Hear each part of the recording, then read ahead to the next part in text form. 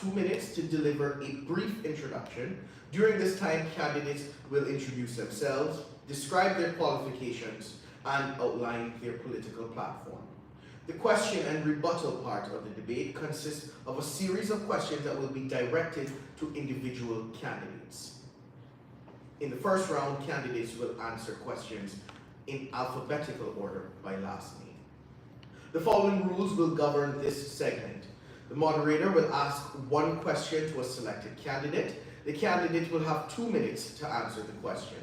After the initial response, any candidate who directly is referenced or at the moderator's discretion will have the opportunity to offer a 1-minute rebuttal to the answer. The original responding candidate will then have 2 minutes to reply to the rebuttal. The moderator has the discretion to ask the original responding candidate to clarify their response if needed, providing the candidate 30 seconds to do so. The duration of the debate will total 75 minutes max. At the conclusion of the debate, each candidate will have 2 minutes to deliver their closing statement. During this time, candidates may summarize their platform and make a final appeal to voters. Each candidate is expected to stay within the time limits. The moderator will ensure strict adherence to the time limits and ensure that each candidate is given equal time to speak. All candidates are expected to maintain a respectful and professional tone throughout the debate. Personal attacks and interruptions will not be tolerated. No personal devices such as cell phones, tablets, iPads, or laptops are allowed for use during the debate. Notes are allowed and notepads have been provided. Having explained the debate format and general rules, I would like to welcome tonight's candidate for Cayman Brac West and Little Cayman. First, with the Cayman Islands National Party, Mr. Nickolas DaCosta, and the PPM candidate, Mr. Lonny Tibbetts. At this moment, we will begin with introduction candidates. Independent candidate. My apologies. Independent candidate for Cayman Brac West and Little Cayman, Mr. Lonny Tibbetts. We'll begin with introductions for Mr. DaCosta. Thank you, Mr. Moderator. Good evening to you all at Radio Cayman, and of course, good evening to everyone listening in Cayman Brac, Little Cayman, and the wider Cayman Islands. As mentioned, I'm Nickolas DaCosta, and I'm the candidate with the Cayman Islands National Party for Cayman Brac West and Little Cayman. My entire life has been spent in Cayman Brac, apart from education and a few years working in Grand Cayman. I did primary school in Cayman Brac. I did high school at the Cayman Brac High School. I graduated and went off to university. I attained a bachelor's degree in international business and management, and then further my master's degree in public administration. My life has always been about service. My dedication is to the people of Cayman Brac and Little Cayman. For the past 4 years, I have worked in the office of the Premier under 2 premiers, leading the charge for and managing the daily operations of caucus, working side by side with all the ministers and parliamentary secretaries, which gave me great insight into the workings of government and everything that is done to create policy, to bring forward policy, and to better the lives of our people.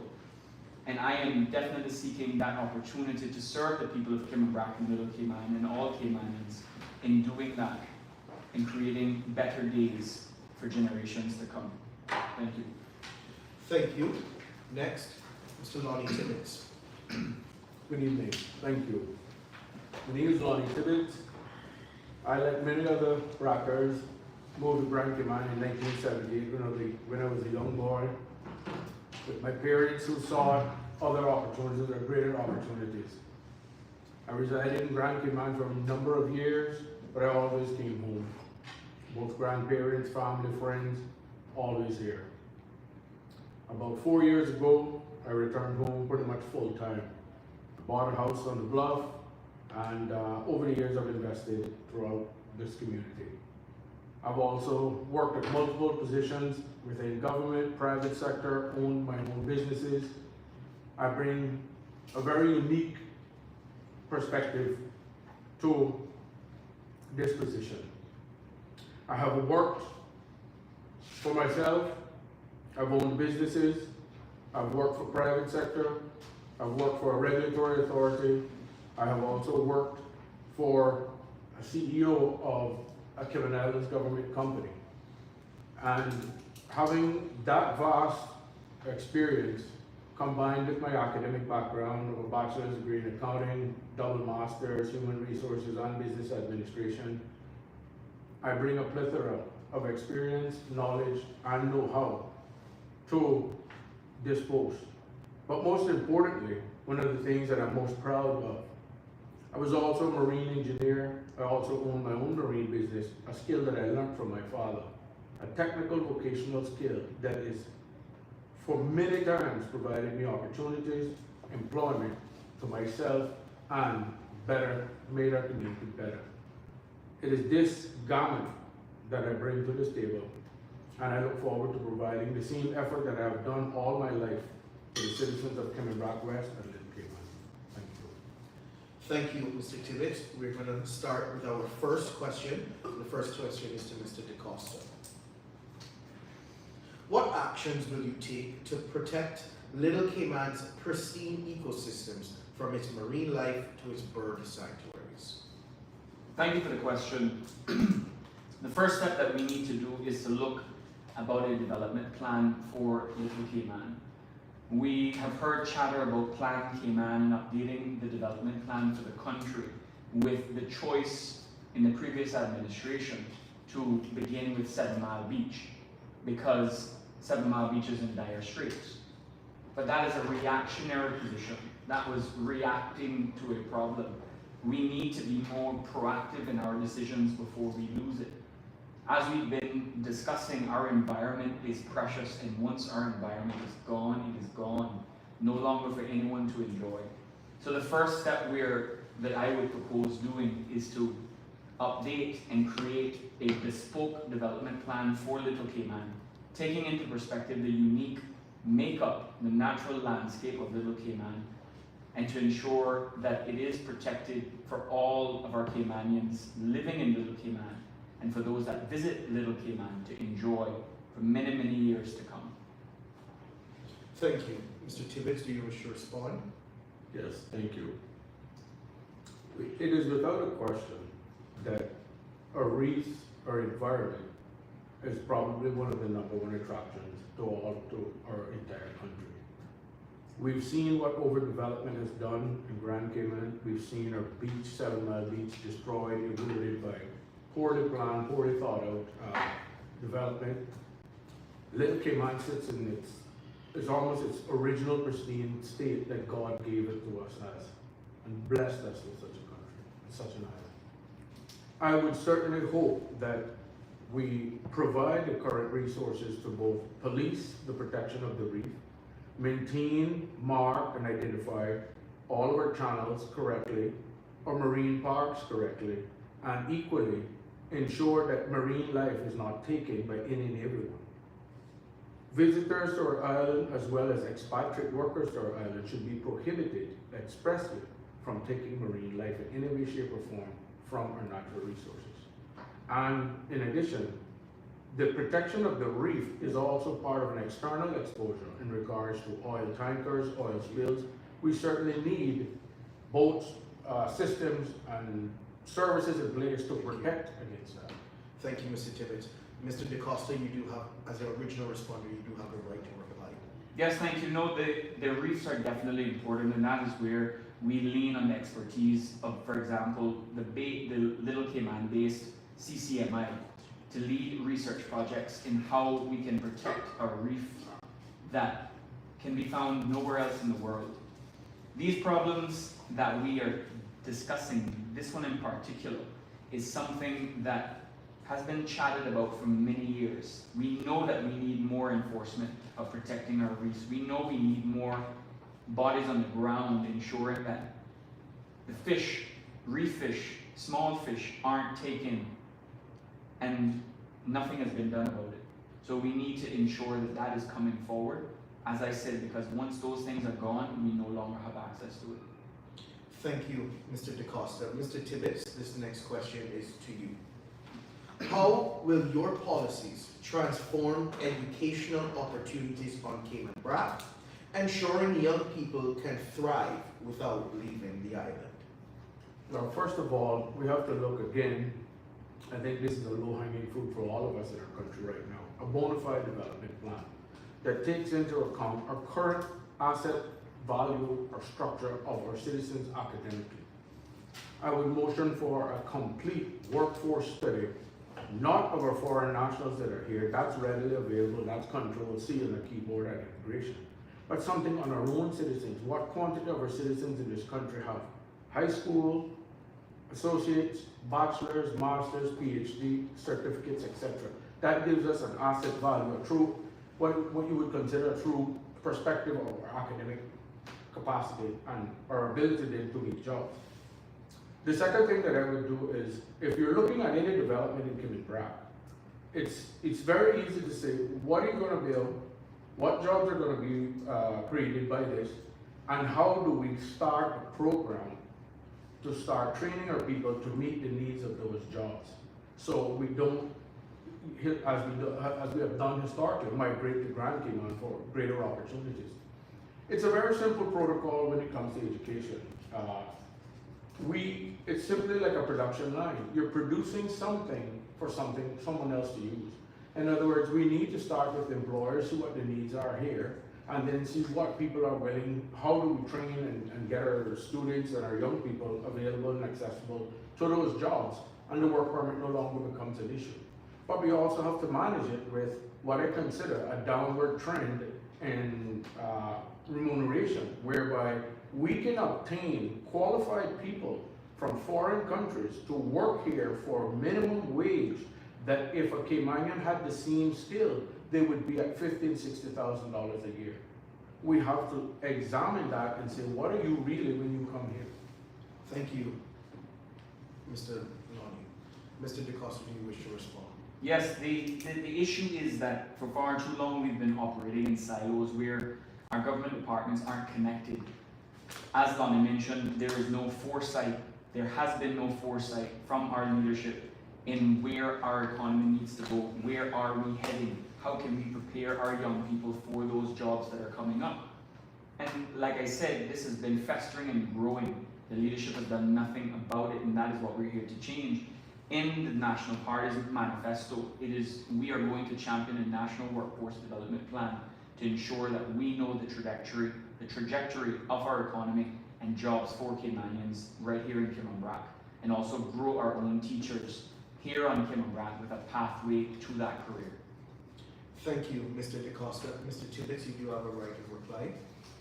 I also want to say that my experience as a former director of labor of the country, I put together a plan called the Passport to Success program. I presented it to the Honorable Ralston Anglin, and it was subsequently utilized to a limited perspective.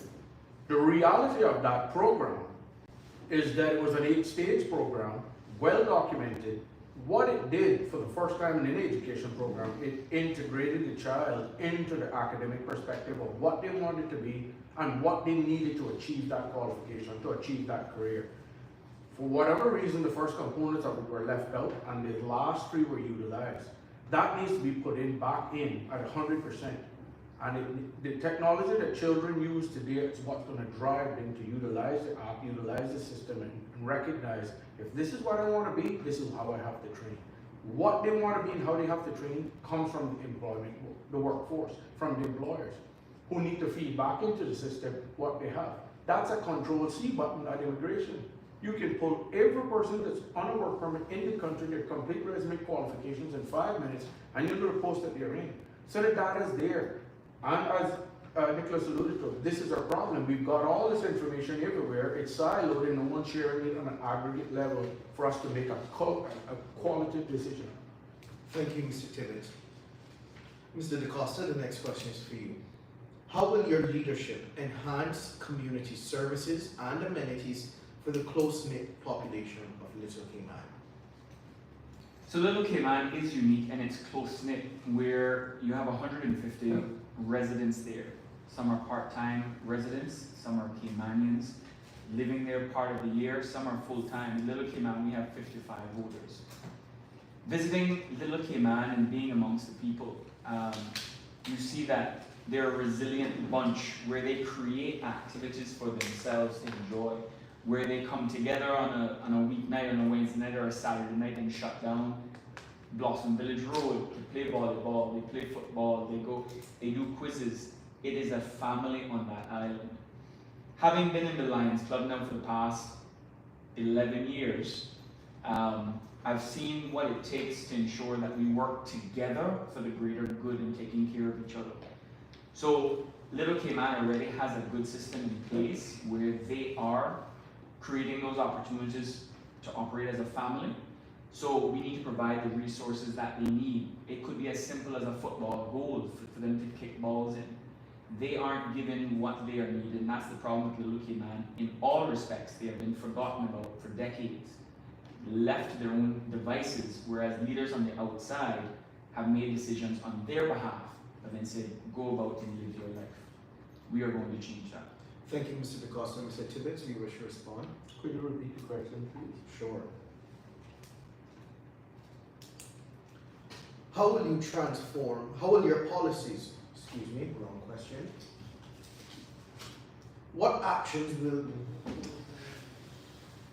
How will your leadership enhance community services and amenities for the close-knit population of Little Cayman? One word, communication. The many people that have met in Little Cayman, including families and friends, a lot of the challenges or a lot of the concerns or a lot of what I consider kind of a discourse they have is a lack of communication about what's being planned, what's going on, how it's progressing, and where it stands. I met a very nice gentleman there that explained to me, had a beautiful meeting with the Sister Islands housing development group organization, talking about the housing assistance program, gave all the information, and he said it's been 8 months and no one's called him back. So they need leaders, they need someone who's going to be there, talk to them, meet with them, and continue to follow up and get needs done. This is something I've done all my life. I coordinated 350 people overseas a month out of my previous post. And I never dropped the ball on any call, any email, or on anyone. And it was late, but they got their cut off. Thank you, Mr. Tibbetts. Mr. DaCosta, you do have the right to reply.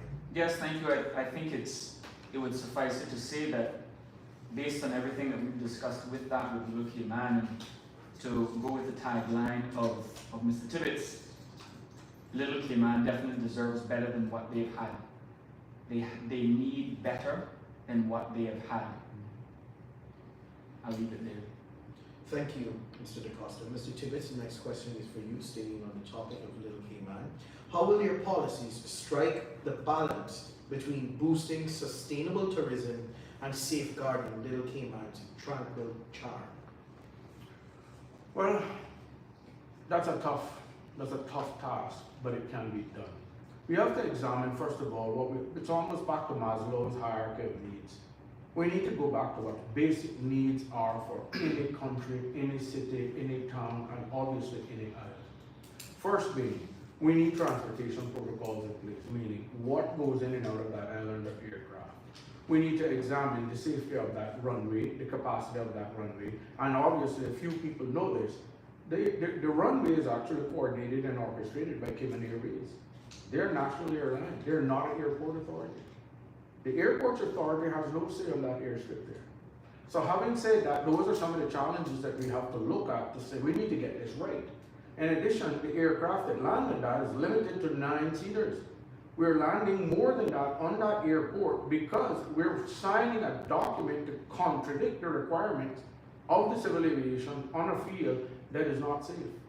We have fire departments there with a truck with a rusting chassis. You can go to the licensing department here today with a rusting chassis, they'll fail your vehicle until you sell it for parts. Yet we have fire trucks there in that condition. So when you're trying to strike a balance between that, is first of all, we need to get the infrastructure, the equipment, the machines, and the people there to balance what we contain the sustainable needs, design it. We need paved roads. We need an airstrip. We need, now, when we get to the development part of it, we're now authorizing 50, 60, 70 lots of land. People aren't just buying land for the sake of buying land. They eventually want to build a home on it. And what's going to take to put that home together? We're going to need a greater sewage. We're gonna need a sewage system, we don't want it in our sea. We're gonna need a water authority because we can't pump the salt water that's there. We need a better dump system, recycling program. We don't even have equipment at the dump to push the garbage down. We have to use private sector to do that. So it's a balance between both, but we don't have anything there that we can say we can do anything. Thank you, Mr. Tibbetts. Mr. DaCosta, you may get a chance to respond, but I'm going to give you an additional 10 seconds to respond as well. Thank you very much. Yeah, no, I mean, what we need to do first in Little Cayman is ensure that those who reside in Little Cayman and care deeply about Little Cayman are given the basic necessities that they need to live. They need water. Currently, the water is provided by 3 private RO plants, producing 28 gallons per minute. 28 gallons per minute. And then when all of those go down, the people in Little Cayman have no water source. They have to go and borrow water from other people's cisterns to survive. We need the proper port infrastructure in Little Cayman, not one that's left free for all, where people taking each other's stuff out the containers by accident, but still getting charged port fees. We need to upgrade our roads. The roads in Little Cayman are a travesty. Again, this is not something that is developed overnight. It is something that has happened under the watch of our leadership that we have had. And it needs to be fixed. And that is why I am putting myself forward to provide that new way forward for the sister islands. Thank you, Mr. DaCosta. Mr. Tibbetts, you do have the right of reply. Yeah, in addition, I think that to those infrastructure components, the other thing that we need to do too, we need to recognize Little Cayman, as beautiful as it is, the majority of the voice that's being heard in Little Cayman are foreigners that aren't natives. The natives that live there have basic needs that have been screaming for them forever, and everything that they say they need suddenly challenges environment. Well, where's the hypocrisy? I guarantee those foreigners that live there come from planned communities with paved roads, propane lines to their house, overhead lights, underground utilities, and complain if you decide to pave the road because it's going to affect birds. We have to balance this. We have to give all of our citizens a basic set of roads, lights, city water, sewage, and a garbage dump. Then we're even, then we decide what we push forward. Thank you, Mr. Tibbetts. Gentlemen, at this time, I'll turn over to my co-moderator, Mr. Connor, for the next round of questions. Thank you. Thank you, Jerry, and gentlemen. Good night. We meet again. Yes, sir. Okay. This first question is for Mr. DaCosta. Healthcare. How will you ensure that every resident of Little Cayman has access to top-notch healthcare and emergency services? Thank you for the question, Mr. Moderator. Mr. Moderator number 2. Little Cayman is currently served by a dedicated nurse, full-time nurse that wears all hats, as we normally have to do in the sister islands. And currently, they get 1 day per week with a visit from a doctor. And as we recently learned this morning in your show, based on the announcement that you read, the doctor's visit for today was cancelled. And now a doctor is not going to Little Cayman until next week. Unfortunately, our health cannot wait. Our health sometimes is emergent, as you mentioned. So we need to increase our doctors' visit, the frequency of our doctors visiting Little Cayman, because those lives matter.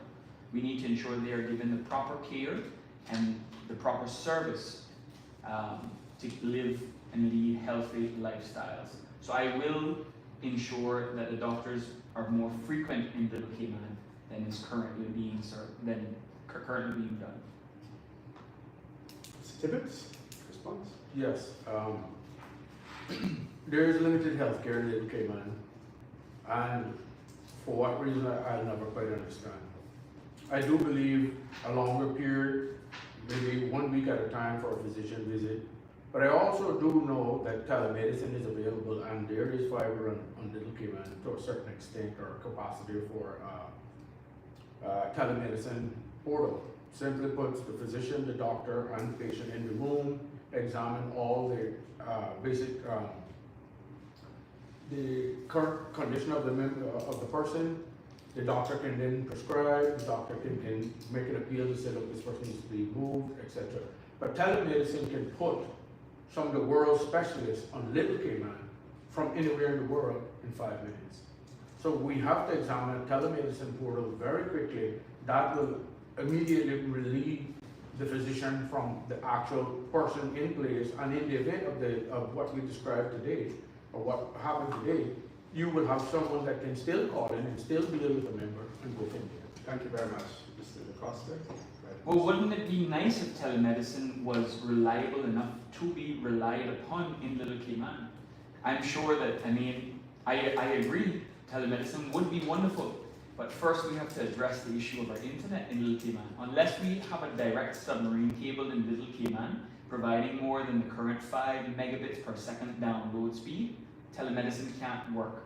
The people in Little Cayman need access, face-to-face access with our medical doctors until the infrastructure is there to support telemedicine. Okay, Mr. Tibbetts' next question is to you, but before we go there, I'd like to explain and apologize to our audience as well as to you in terms of labeling you PPM candidate. I've been called first. I've been called first, I can show you that. And I guess the story that you gave to me in terms of being draped with the red Yeah. shirt, that must have rubbed off on some people. Well, I'm telling you, it's by no means what it is. I'm very pleased and honored to be endorsed by Mr. Moses McConnell, who is a true PPA member. However, I'm on an affiliated basis with them, friendly basis, and if I'm successful come April 30th, who knows what God's going to do. Okay, so in relation to small businesses, what is your plan to support small businesses and entrepreneurs in the Sister Islands? Well, I have been one all my life. It starts with building the competence, the capability, the training, the education for young people to undertake different tasks, vocational training, electricians, plumbers, doors, and usually the very simplest positions to start their own business. The second tier is then obviously a rental, a business, a building. It has to take the academic educational component as well as the training or operational of business. You can have very good technically trained mechanic or engineer, but don't quite understand how a business works. That needs to be a complement. And small businesses, and I do believe the DCI has a very good program in assisting young Caymanians, business entrepreneurs, to assist them with getting an understanding of how a business really functions from a very micro perspective. We need to also, in some way, shape, or form, start looking at expanding some of our internal services here, but to a private sector perspective. There are a lot of jobs that are done here that are done because traditionally the government undertook almost everything that could be done on this island because it was just for the government. But our population is growing. There are certain services that can be provided similarly as they've done in Grand Cayman by the private sector, by private individuals, and those are the opportunities, if created by central government, will create private businesses opportunities for young people to strive and determine their own path in life. And I certainly would support, again, I would support even a reduction in business fees. I think we're at 70 or 50% of what it is in Grand Cayman, and we're only 2,000 people population compared to 80. I think that proportional distribution is wrong. Thank you, Mr. DaCosta. Thank you, Mr. Moderator. To support the small businesses in the Sister Islands, what I would propose, and what I'm certainly championing after April 30th, is that all fees for businesses in the Sister Islands, the business license fees, are waived for 2 years. We have a small population here, and we need support in allowing our businesses to catch back up with the cost of living that has put a hamper on our businesses. So we need to allow that breathing room, waive the fees for 2 years. In addition to that, cut the red tape with the 1 year business licenses, introduce multi-year business licenses so that businesses know they're set for 5 years, 3 years, or whatever we want to do. But it allows them to go forward. You can get a driver's license for 3, 5, or 10 years. Why not get a business license for the same period? Okay, and Mr. Tibbetts, you have a final right of response if you so wish. Yes. I also believe that there are back office jobs that are very technical in nature that can be presented here again for opportunities for Caymanians, young Caymanians to partake, own, and participate in other than just being an employee. We've seen what Brac Informatics has done here. We've seen what government themselves have expanded a lot of their departments here and made representation. And that spawns the plumber, the electrician, the construction worker, the paper sales, the pen sales, all of those little things add up at the end. I certainly would like to see not only a reduction, but I would love to see a complete business fee waiver. But that is a struggle in government because it's still the perspective that we need something from something. So, but if we get it, it would be good. And we do have capacity from a technological perspective. The internet speed, fiber optic in Cayman Brac is very good. But again, we need it in Little Cayman as well. And we need that capacity, which is, we're a modern world, a World Wide Web now. Businesses, 90% of business have some contact with the web. Okay, thank you. This next question is first directed to you, Mr. DaCosta, vocational training. What initiatives would you introduce to expand vocational training and better prepare students for the workforce? The issue that we have with technical and vocational training is that we wait until it's too late to start to introduce it. We need to introduce Tibbetts in our schools much earlier than what we do now, after they've graduated high school. The Cayman National Party is proposing in our manifesto to introduce Tibbetts within our schools as early as year 5, to equip our children in this country with real life skills that they can turn into a valuable career. Not every student is going to become a lawyer, an accountant, a business owner. But we need those children, those young Caymanians, to support our society by real valuable jobs. And through that, we introduce Tibbetts early in our schools, introduce it into the curriculum, where children's minds can absorb it better and they can find the pathway where they want to go. Thank you. Mr. Tibbetts, wish to respond? Can you repeat the question? Sure. It's in regards to vocational training. What initiatives would you introduce to expand vocational training and better prepare students for the workforce? Expand what, sir? Vocational training. We have none now. It's a joke what we have. And I will compliment a member of this team, Mr. Michael Miles, and I share the same sentiment. What we have, the best vocational training program I have ever witnessed in the Cayman Islands was in the Northwood Prison. God rest his soul, Dr. Rattray. The best in the Cayman Islands was in Northwood Prison. What does that say about how disconnected our education system is with the actual work that's being done in this community? I've never understood why it was so, not even undertone in both. And he recognized that the prisoners built a garage system there where they teach electrical, plumbing, everything they taught themselves, and they walked over the Pitman's exam. Pitman's certificate once they passed in our prison. I saw it at the legal department. I didn't know what to say. Now, having said this, we have missed the boat on this, and I agree with what your teammate said. We have got to revamp this completely. And we start at a younger age, recognizing international labor standards say one of the largest growth in any businesses and any jobs in the world are Tibbetts. Thank you. Thank you, Mr. Tibbetts. Mr.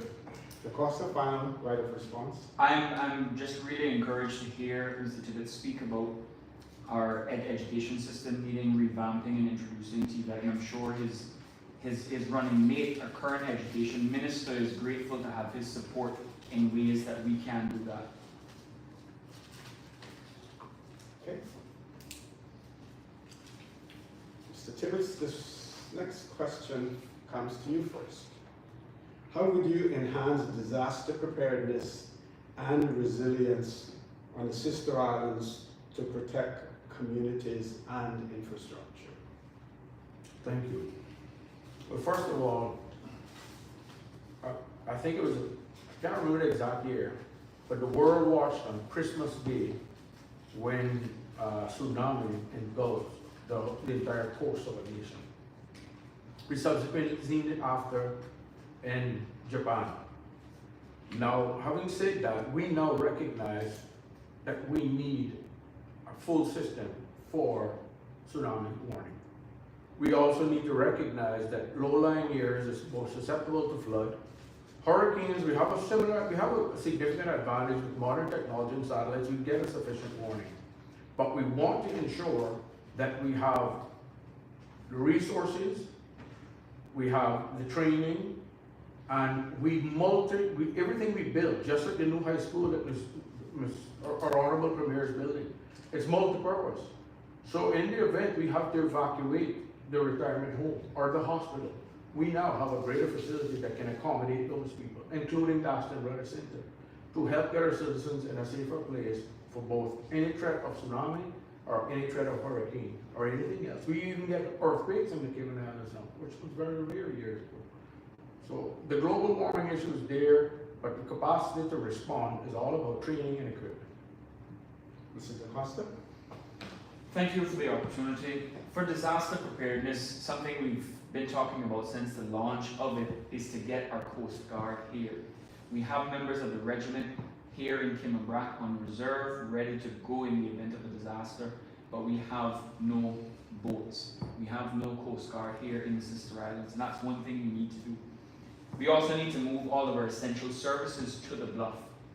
We need to create an emergency command center in the center of the bluff, a fire station, a police, a hospital, a retirement home, because currently, as was just mentioned, in the event of a disaster, an imminent disaster, we have to quickly move all of our elderly people who are under medical care to the bluff in a facility that's not purpose-built for them.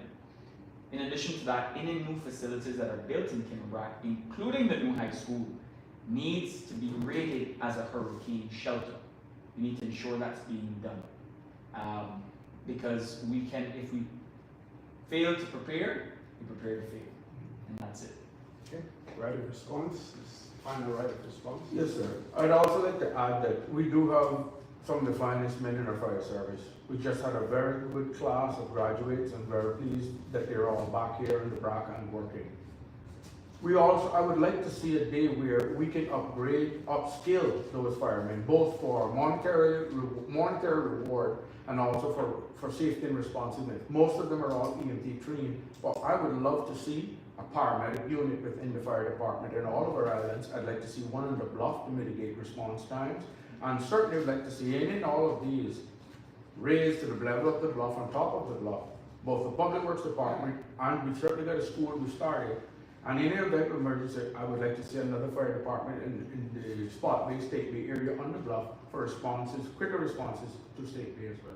So those are the things that we can accommodate very simply, but creates both opportunities for jobs and enhancement in career for existing officers. Thank you. Mr. DaCosta? Yes. See you next. Residents of the Sister Islands have long expressed concerns about the high cost of living, particularly regarding shipping expenses and inter-island air travel.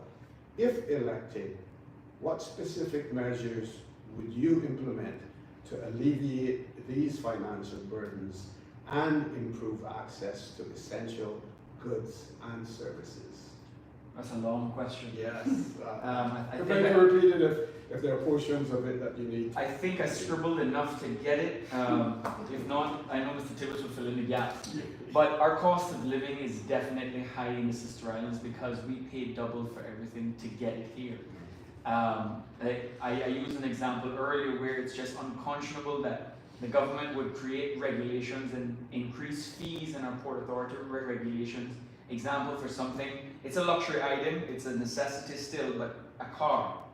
You buy a car from a dealership in Grand Cayman, they've already factored in all the fees that it costs to bring something into the country. $300 at the port alone for importing a car, as stated in the regulations. You ship that same car from Grand Cayman to Cayman Brac on your own, you're going to pay that $300 again. And they apply that discriminatorily to the Sister Islands, although we are not a separate country, they treat us as though we are a separate country. The crane at the dock limits the capacity at which we can offload our goods there, and that increases the cost as well.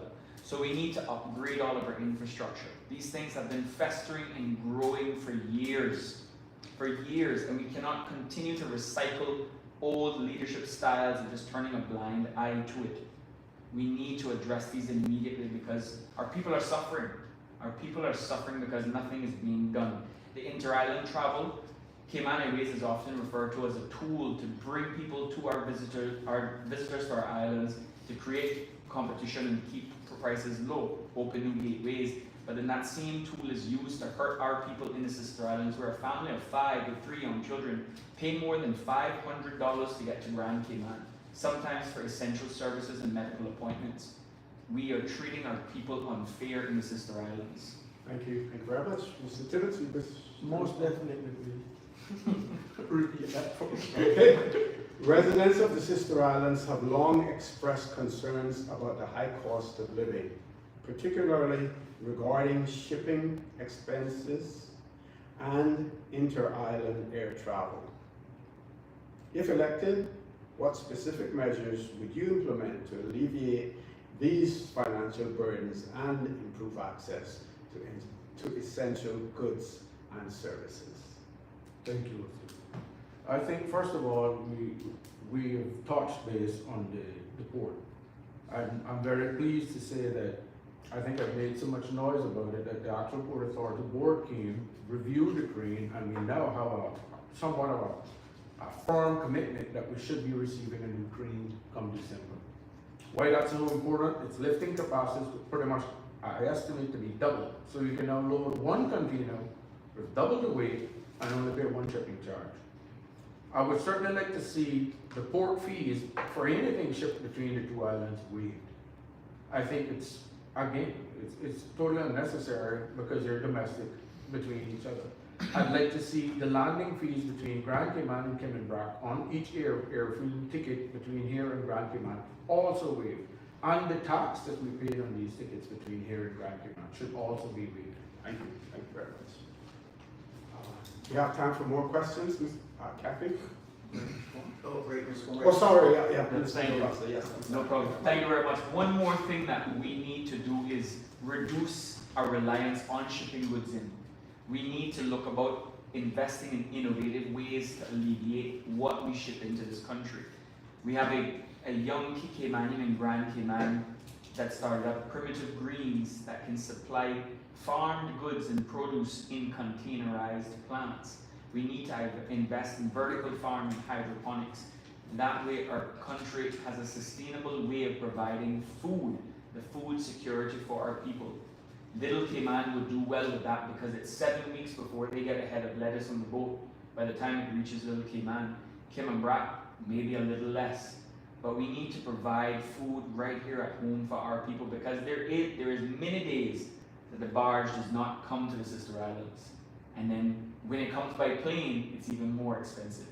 So we need to find ways to produce it right here at home to alleviate costs. Thank you, Mr. DaCosta. Mr. Tibbetts, what policies or incentives would you support to facilitate the transition to renewable energy?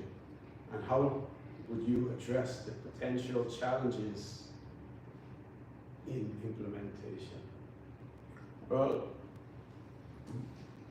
I'm very, very much aware that Island Energy here is examining the capacity of a solar farm. The application has been in the works with off-rights. This example I've given you is a typical example that many of the government agencies or many of the private sector struggle with government agencies, the delay in the response. It's been in there for over 18 months, nearly 2 years, and we haven't had any response to that. I would certainly like to see anything to do with solar energy, any type of alternative other than diesel fuel generated electricity examined and made duty-free for Cayman Brac. I would love to see the capacity whereby you bring your home and the Island Energy and other agencies that are there are both as similar to Grand Cayman, pay the homeowner for their investment via what they contribute to the grid. I do believe the fixed cost is here for Island Energy that has to be covered because of the provision and the services that they do.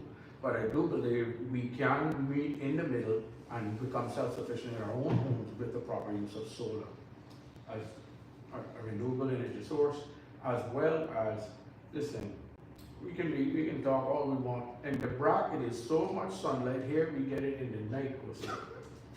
So we're not sure of solar capacity here. Mr. DaCosta? Yes, no, of course. I mean, the issue is red tape. Island Energy has had an investment plan in with Offreg since they purchased Island Energy. Since DART purchased Island Energy. 2 years now. 2 years, and it's been sitting with Offreg for approval to bring a cheaper alternative to diesel generated electricity. The sister islands need renewable energy to bring electricity costs down. It may take government perhaps providing with the incentives a rebate on the expense, the capital outlay for purchasing that renewable energy. What we learned from CINP Brac Cayman is that we cannot afford to give up all of our land mass in creating solar farms. We need to use our rooftops. We need to use parking garages, parking structures.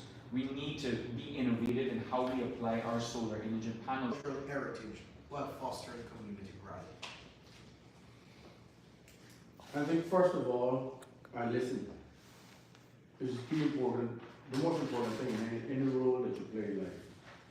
Secondly, I am who I am. I'm a hardworking person. I'm an underdog. I've never gotten anything in life for free. I've worked for it all my life. I am proud to have the parents that I have.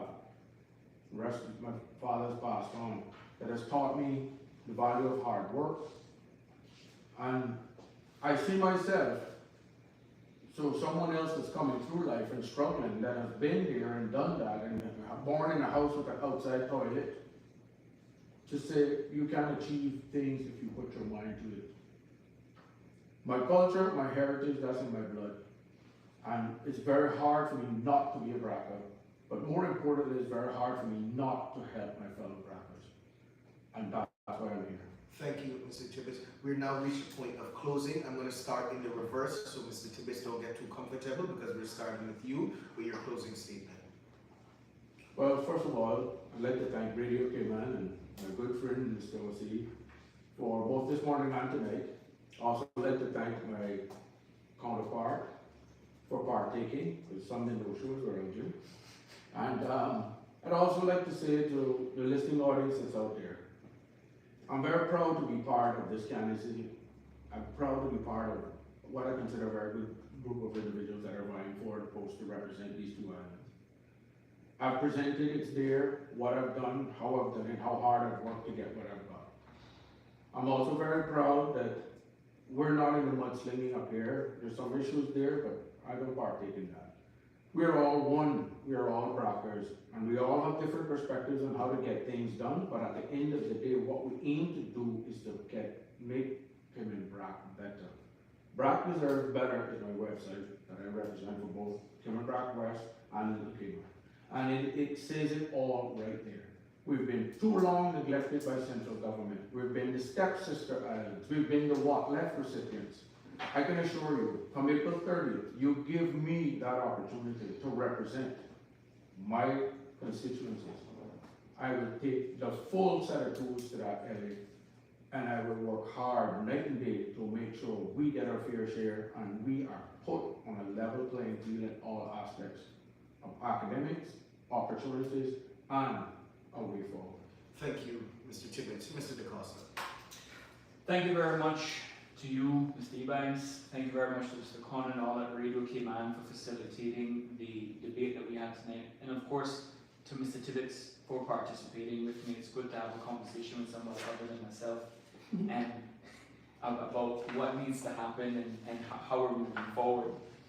We are in this because we both deserve, Brac and Little Cayman deserve better.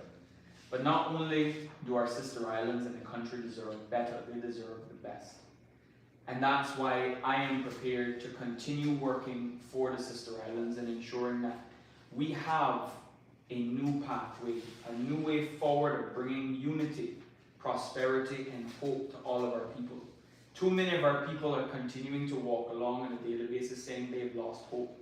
They don't know where tomorrow is going to go for them, what's going to come their way. And we need to bring that hope back to them. For the past 4 years, I've worked 7 days a week in all sorts of odd hours to bring about the change that this country needs, that our sister islands needs. It will require stamina. I've written cabinet papers. I have written urgent cabinet papers. I have advised on policy.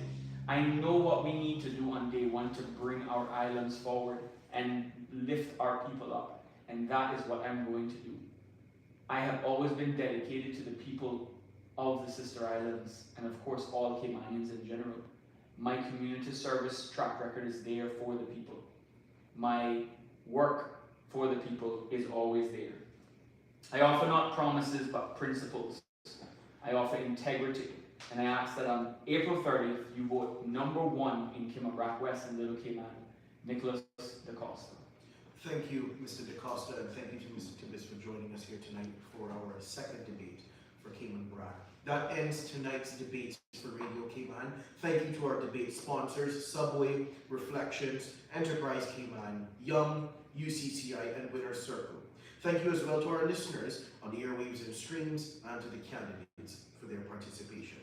From the Alexander Hotel in Cayman Brac, I'm Jebby Emax for Radio Cayman. Have a good night.